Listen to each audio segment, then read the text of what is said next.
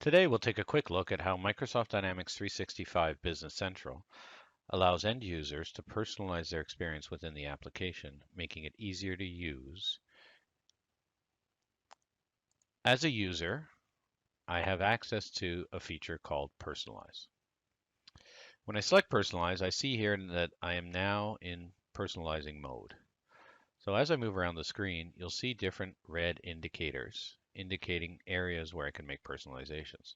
So for instance, if I select this, I can move it, I can hide it, I could put it in another location in the application on these boxes here. I could decide to move them or hide them. Let's take a look at a simple list view. And I'm going to go ahead and open that up. So here we have a list view. And change the view to list as opposed to tile. And I see the first thing I see is I have some red here.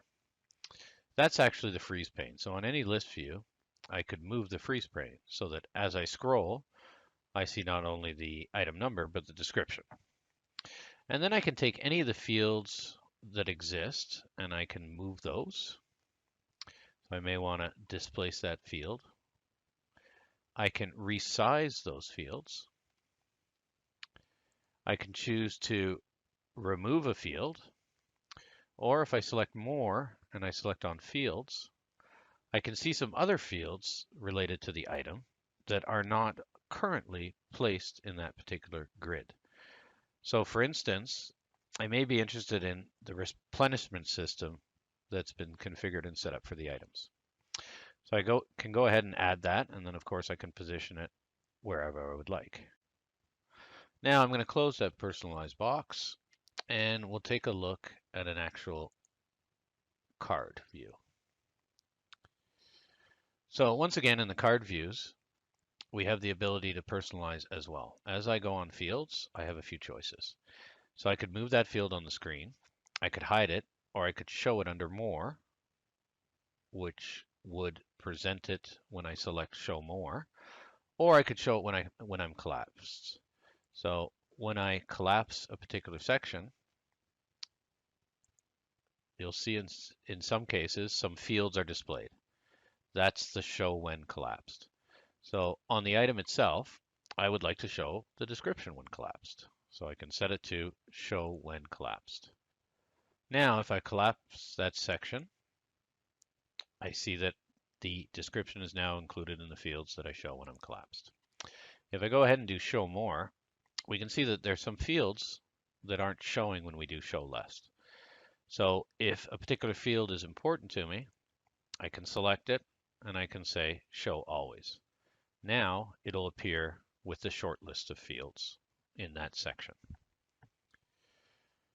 Additionally, much like on the list view, I have the ability to add fields that currently don't exist on the form. So in this case, most of the fields exist on the form, but just to show an example, I could drag a field on, set it on the form, and then, of course, decide how and where I want to show that particular field.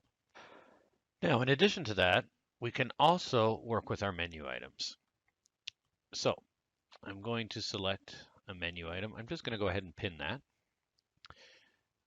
And I'm also going to select more options to see more of the menu items available to me. So for instance, I frequently check item availability when I'm processing sales orders. So we're on the item card now, but I think it's useful to make that feature a little more accessible.